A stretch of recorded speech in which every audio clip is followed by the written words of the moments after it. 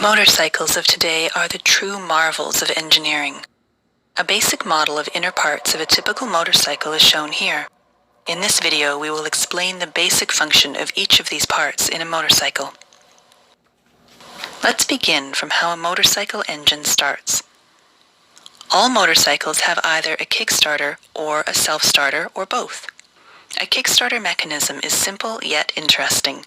As the kickstarter lever is descended, a helical spline forces the gear to slide and engage with a freewheeling gear on the main shaft.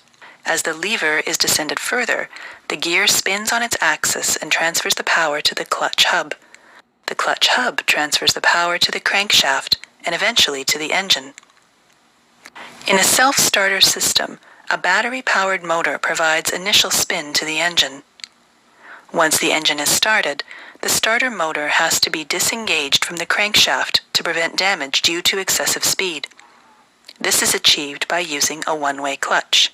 The model shown here is of a roller-type one-way clutch. It has an outer race and an inner race with small rollers. As the starter motor spins the outer race in one direction, the rollers get trapped between the surfaces and the power is transferred to the inner race and thus to the crankshaft.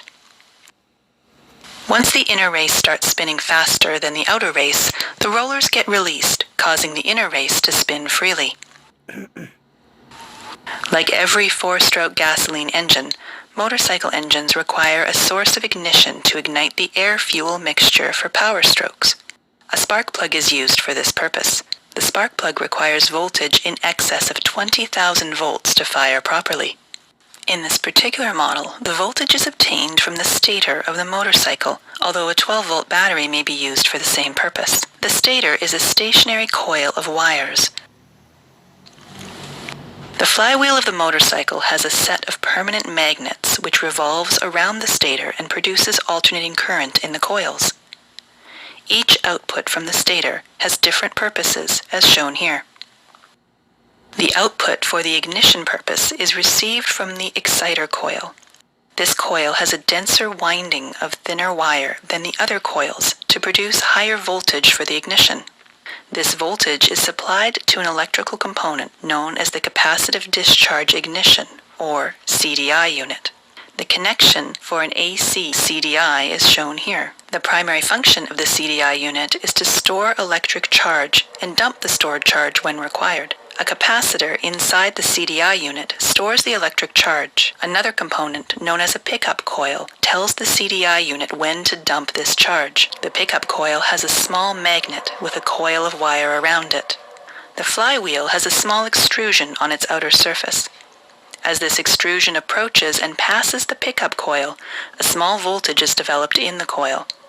This voltage is supplied to the CDI unit, which closes an electronic switch known as a silicon-controlled rectifier, or SCR.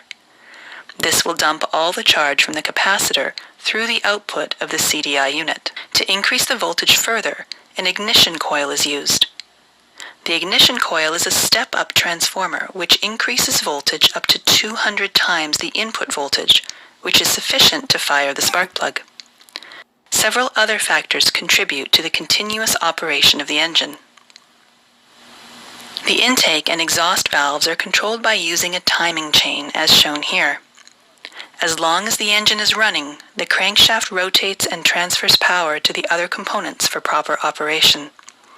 Single-cylinder engines generally use a counterbalance to reduce the vibration caused by unbalanced forces. The clutch helps in smooth transfer of power from the crankshaft to the transmission system. The transmission system helps in altering the speed and torque as per our requirement.